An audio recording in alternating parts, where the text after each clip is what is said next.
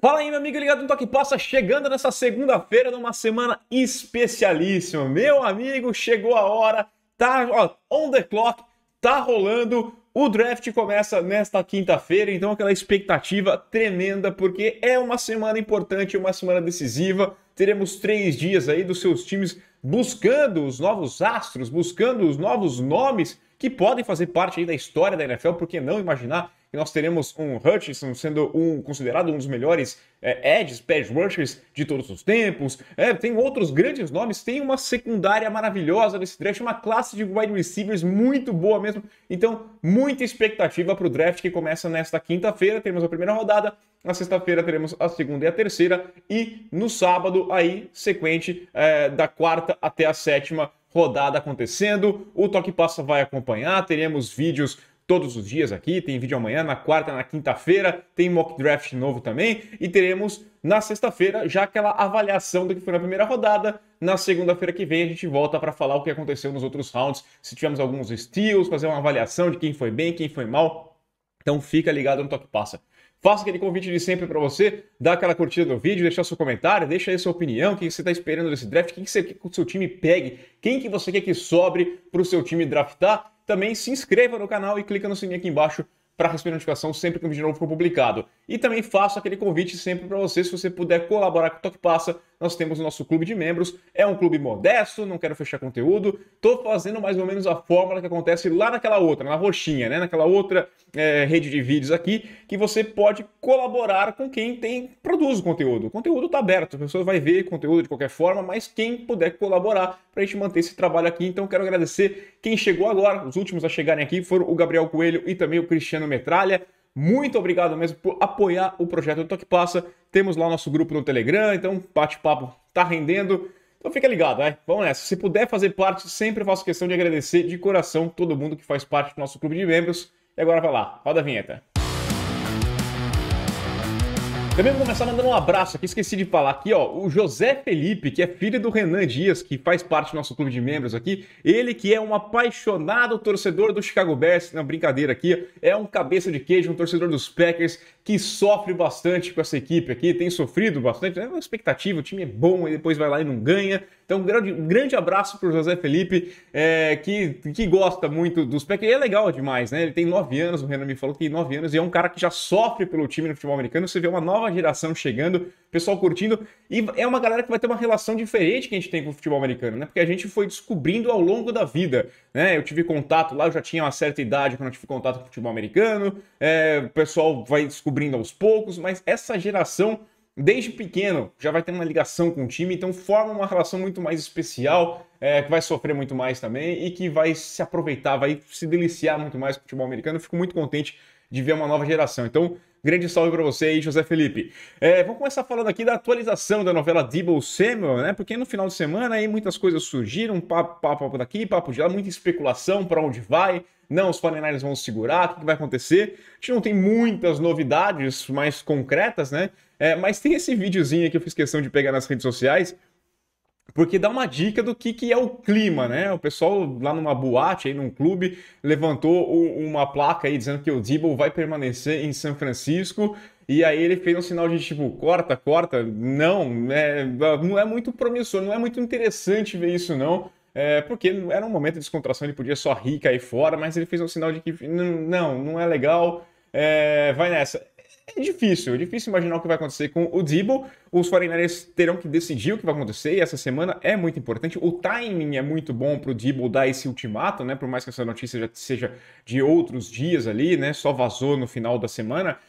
Porque, do meio para o final da semana, aliás, foi na quarta-feira que todo mundo ficou sabendo, mas o timing é muito bom porque joga uma pressão nos 49ers. Eles vão ter que decidir nessa semana. Você tem o draft para rolar aqui, então é uma boa possibilidade de você trocar, pegar já material de cap e já resolver o seu time, né? Pensa no agora. Se você deixar para resolver essa situação depois, achando que você vai conseguir contorná-la, que você vai conseguir, sei lá, forçar o Deebo a jogar, falando, nossa, tem contrato, você pertence a mim, você vai jogar por mim, ninguém mais. O cara faz um holdout, o cara se segura, fica aquela situação toda desconfortável, e se você vai pensar numa troca depois, vai ser só para o outro draft, então você vai ficar com um problema no seu time. Agora não, os 49ers têm uma chance de buscar alguém no draft, quem sabe primeira rodada, eu acho que é mais do que justo eles levarem uma primeira rodada pelo mercado inflacionado que deu nos wide receivers recentemente.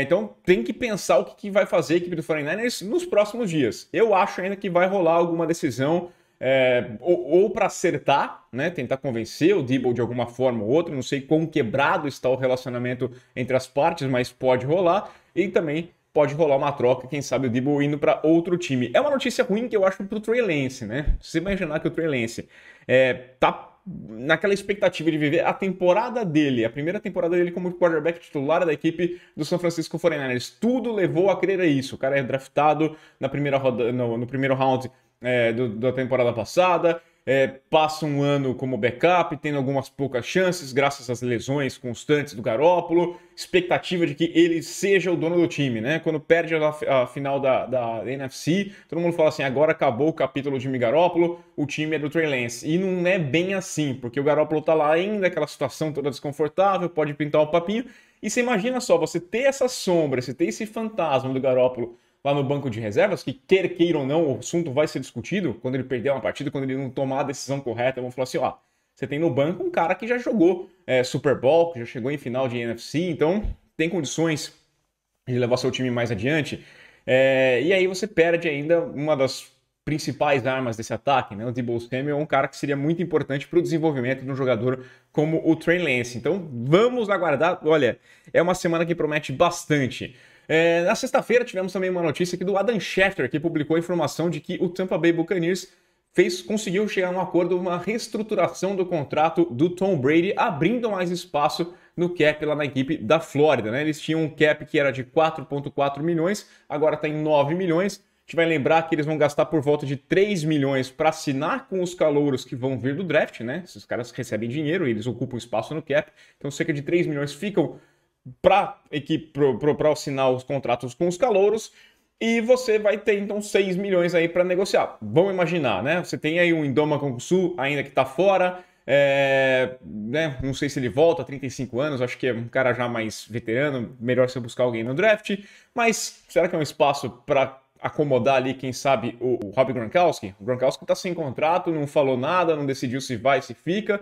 Com o Tom Brady estando ainda mais uma vez na liga, eu acho que tem chance do Brady tentar convencer. Então pode ser um movimento para isso, para acomodar o Rob Gronkowski, né? Seria a possibilidade mais fácil de se imaginar. Mas esse contrato também é bom deixar claro, que ao contrário dos outros anos, o Brady sempre colocava um ano a mais no contrato dele. Esse ano não, tá? O ano que vem ele vai ser free agent também, então a gente não sabe se ele vai jogar. Possivelmente não vai jogar pela Flórida, mas pela Flórida não, pelo Tampa Bay Buccaneers, mas a gente não sabe o que vai acontecer com o futuro do Tom Brady. Não deve ser na equipe do Tampa Bay Buccaneers qual que vai ser o futuro do Brady, se ele vai se aposentar ou não, ou se vai jogar mais uma temporada. E aproveitar e citar também a novela lá que envolveu os Dolphins, né? Foi muito discutida, aquela fanfic, né? Nesse momento a gente pode tratar dessa forma ainda, que o Brady estava acertado para ser um acionista da equipe do Miami Dolphins e também jogar lá nos Dolphins. O Sean Payton seria o treinador, mas aí o lance do Brian Flores acabou congelando toda essa história, porque ficou um clima ruim, o Brady deu para trás, aposentou e ficou nessa situação, voltou da aposentadoria jogando pela equipe do Tampa. Pelo que eu vi muitos reports falando dessa história, que seria verídica, mas ao mesmo tempo algumas fontes muito confiáveis garantindo que nunca rolou esse papo, que é uma fanfic. Eu sei que foi Boston, lá, o pessoal dos jornais lá em Boston que publicou primeiramente. Eu acho meio pesado. E se foi isso, o Bill Belichick pode ter, sei lá, cometido um erro e acertado muito bem, né? Porque foi meio que a mensagem dele que desencadeou todo esse caso do Brian Flores. Então ele estaria jogando um xadrez 3D ali para conseguir evitar que o Tom Brady jogasse na equipe do Miami Dolphins. Vamos aguardar. Quem sabe, se ano que vem ele for lá e for dono dos Dolphins, né? Faz tempo que o Brady é dono dos Dolphins também, vamos ser sinceros. Passando mais uma notícia aqui, falar um pouquinho sobre o calendário.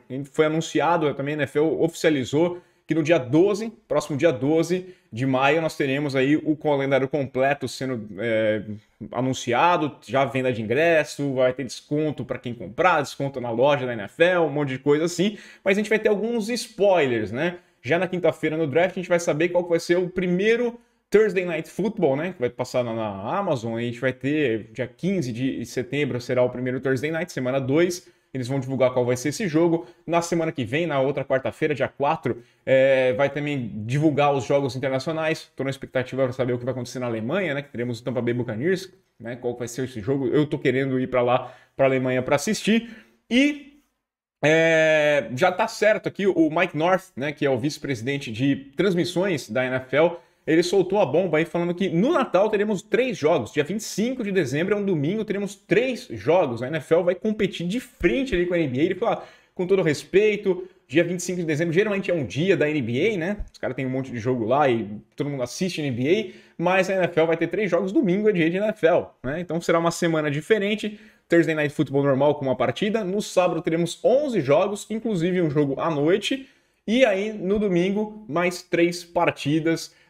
Eu acho que eles vão botar 3 jogos aí com grande potencial para, de fato, mostrar ali para a NBA que quem manda, quem é a liga dominante nos Estados Unidos é a NFL. O que isso significa? Que você deve valorizar muito os narradores e comentaristas, quem trabalha com a NFL, porque, olha, vai ser um Natal bem, né? Vai ter um jogo à noite, vai ter transmissão em português. Alguém vai passar C&A ali durante o jogo, o horário do Brasil, nem se fala aqui em Portugal ainda. Então, você tem que valorizar bastante quem acompanha, quem trabalha com o futebol americano, que vai ficar longe da família no Natal. E o North também falou que no ano que vem, que o Natal cai na segunda-feira, né? Nós teremos pelo menos 2 jogos. Então, talvez a NFL dê aquela balançada assim e falou, filhão, se for bom resultado aqui, por que não a gente dá mais uma cacetadinha ali na NBA?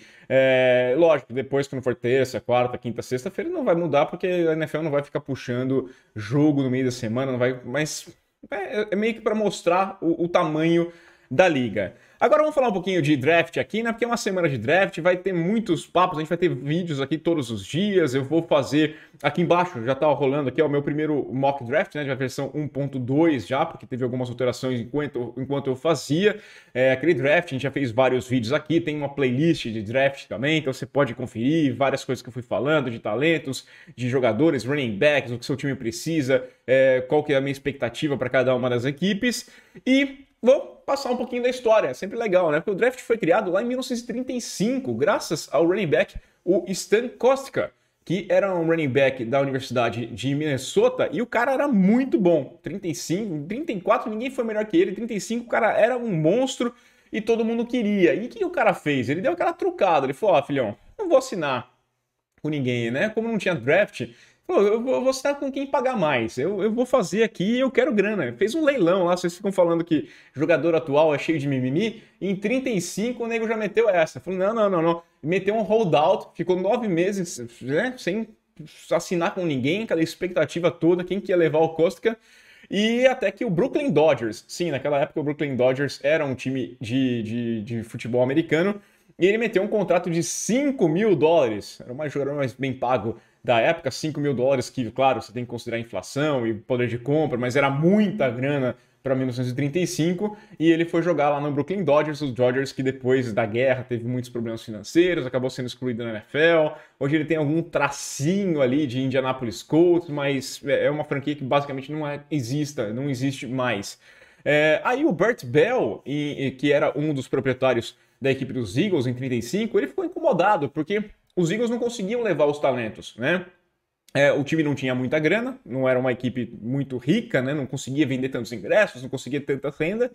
E ele, mesmo quando ele conseguia empatar uma oferta, os caras preferiam jogar em franquias que tinham mais sucesso, que tinham mais história. Chicago Bears, Green Bay Packers, os Giants, eram times mais prontos já e que também conquistavam mais coisas, né? Então o que ele falou? Pô, não vai ser legal. A liga não vai adiante porque a gente vai ter times muito fortes e times muito fracos. Então essa liga não vai adiante. Então ele sugeriu a criação de um draft nos moldes que é basicamente hoje em dia. Uma lista com todos os jogadores que estão disponíveis saindo da universidade e o cara escolheria quem ele teria o direito de fazer a negociação, né? Direito unilateral. Só eu que posso negociar com esse cara aqui e eu vou trazer esse cara. E então foi criado o draft, foi aprovado de maneira unânime.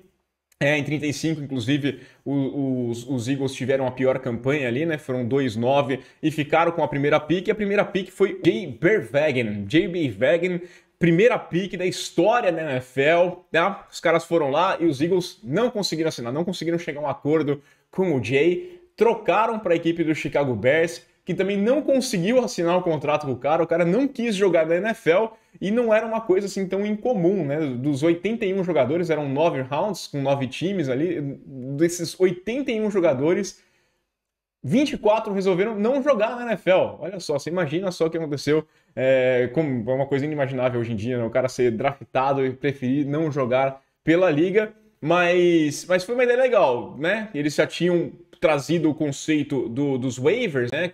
Sendo o pior time tendo a primeira escolha, e aí então foi feito dessa forma também no draft. E eu acho justo, né? Muita gente fala que a loteria da NBA é melhor. Eu acho que não vai mudar muita coisa, não. A questão do tanking vai rolar. E vamos pensar também, né? O cara quer perder os jogos para ter a primeira pick. Isso pode ser a ideia do técnico, pode ser a ideia do diretor. Mas o jogador está em campo, ele quer ganhar, porque ele não quer fazer parte de um time tão ruim e ele tem que pensar que ele tem que se manter na liga no ano que vem. Então o jogador está querendo, o tank é uma coisa muito mais complicada. Agora falando desse draft aqui, que tem muita questão de quarterback, mais uma curiosidade, né? Eu nunca vi um draft sem quarterback sair na primeira rodada, mas cheguei bem perto disso lá em 2013. Quem acompanhou o draft naquela época sabe muito bem que o primeiro e único quarterback recrutado na primeira rodada foi para a equipe do Buffalo Bills, o A.J. Manuel. E foi um hit, tá? Os caras falam assim, cara, os caras subiram, pegaram o A.J. Manuel no primeiro round, não fazia sentido nenhum, ficou provado que não fazia sentido nenhum você buscar o A.J. Manuel. E também, na segunda rodada, a gente teve mais uma escolha de quarterback apenas, para a equipe dos Jets, Geno Smith. Olha que classe maravilhosa, tá? Você tinha A.J. Manuel, Geno Smith, Mike Glennon saiu na terceira rodada, o Ryan Nassib, Landry Jones, olha que classe maravilhosa de quarterback em 2013, tá? Não é tão longe assim, né? Mas é uma coisa poderosa, você imaginar que os caras... Teve um quarterback selecionado na primeira rodada, um na segunda rodada, e se não tivesse nenhum, tava mais do que justo você passar um draft inteiro sem pegar um quarterback sequer. Em 88, a gente teve um draft que não saiu nenhum quarterback, nem na primeira nem na segunda rodada, né? Foi sair na terceira rodada, quando a equipe do Phoenix Cardinals, na época era o Phoenix Cardinals, depois eles mudaram para Arizona, né? Eles pegaram o Tom Tupa, que é um cara que chegou aí a ser Pro Bowler, chegou a ser First Team All-Pro, cara que jogou Super Bowl, mas não como quarterback, como punter, né? Acho que tá bem claro que não era uma grande classe de quarterbacks também. O Tom Tupa depois foi punter, ele meio que revezou nessa posição em Phoenix, foi trocado, chegou a jogar nos Patriots, jogou o Super Bowl em 96, mas como punter dos Patriots. Em 99 ele foi First Team All-Pro como punter da equipe dos Jets. Então, essa curiosidade aqui de se passar um draft com uma classe de quarterbacks tão ruim, não é tão ruim essa classe de quarterbacks assim, né? A gente imagina que tem alguns nomes que possam ser titulares, mas o futuro vai dizer se é uma classe do tipo 2013, do tipo 2002, do tipo 2010, né? Quarterbacks que saíram, né? Em 2010 a gente teve o Sam Bradford, Tim Tebow, e que são o quê, né? Não tem o Colt McCoy, será que essa classe é desse nível? Então por isso eu acho meio pesado você ficar forçando colocar quarterbacks tão, claro, não tem nenhum jogador que você fala assim, esse cara aqui tem que chegar e jogar, esse cara aqui é muito bom, né? Calma, muita calma nessa hora. 2015, por exemplo, que a gente teve as duas primeiras escolhas quarterbacks, o James Winston, Marcus Mariota, vamos pensar muito bem, não são grandes quarterbacks para você imaginar saindo nas primeiras rodadas. E a gente fica naquela dúvida também de qual será a first pick, né? Muita discussão, vale deixar claro aqui que, cara, toda hora vai sair um report diferente, um boato aqui, porque os caras vão pegar esse, vão pegar aquele. Os reports de fontes anônimas, a gente tem que tomar muito cuidado, e esse canal que tá tomando muito cuidado com isso, porque, cara, draft é guerra. E na guerra a informação vale ouro. Você ter uma informação do que vai ser feito, o que o seu rival vai fazer, o que ele não vai fazer, pesa demais. Você tentar forçar... Você falar que os Lions vão buscar o Malik Willis, pode forçar, pode ser uma ideia, por exemplo, dos Jaguars, de tentar, os Panthers estão interessados no Malik. Quem sabe a gente não consegue pegar 6 dele mais numa pick no ano que vem, para os caras subirem.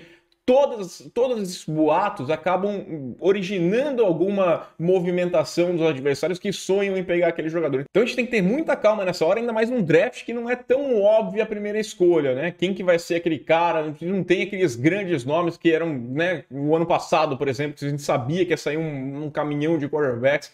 Então muita calma nessa hora, porque também é interessante pra gente, jogador, né? O jogador ganha dinheiro. Conforme ele é draftado mais no começo, ele ganha mais dinheiro, garante uma grana maior pra ele. Então, por isso tem muito boatinho, tem que tomar cuidado. Eu acho que a gente tem que discutir, sim, o que vai acontecer com a equipe do Jacksonville Jaguars, né? Eu coloquei lá eles buscando o Aidan Hutchinson, mas está crescendo aquele papo do Trevon Walker ser a primeira escolha. Eu acho um excelente jogador, mas para mim não passa na minha cabeça a ideia de que os Jaguars devam pegar o Trevon Walker. É um excelente jogador, mas, cara, se você vai atrás do melhor talento, do cara que tem o maior piso no momento, o cara que vai chegar e vai fazer diferença, o Hutchinson é indiscutível. Para mim, não tem como imaginar esse momento. Claro, depois que eu não colar, é outra história. Mas para mim não faz sentido você pegar outro nome que não seja o Hutchinson. A não ser que você... eu quero proteger mais aqui o Lawrence, então eu vou pegar o Okuono, vou buscar o Evan Neal. Ok, faz mais sentido. Agora, se a sua intenção é pressionar o quarterback, esse nome é o Aidan Hutchinson. Estão falando, ouvi papo de que os Jaguars estão falando que vão surpreender. Quem sabe a surpresa dos Jaguars? O que é surpresa para um time que, tradicionalmente, nos últimos anos, aí tem feito uma besteira atrás da outra? Talvez a surpresa é fazer o óbvio e fazer aquilo que todo mundo considera que seja a coisa mais inteligente a ser feita, e o Aidan Hutchinson seria essa escolha. Então, pode ser cortina de fumaça, pode ser ideia da equipe dos Jaguars de darem uma...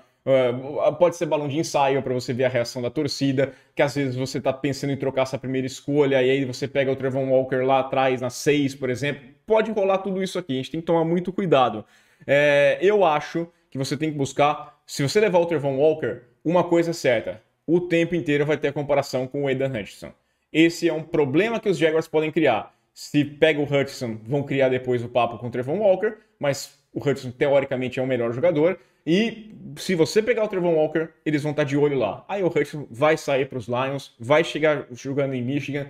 É um jogador que eu acho que encaixa muito bem com o Dan Campbell. Seria uma ótima uma ótima pick da equipe dos Lions. Então vamos aguardar, é uma semana que promete demais. Vai ter vídeo aqui todos os dias no canal, então se inscreve, seja membro se você puder colaborar com o Toque Passa. Curte o vídeo, assina o canal, compartilha o Toque Passa e aquele abraço. Valeu!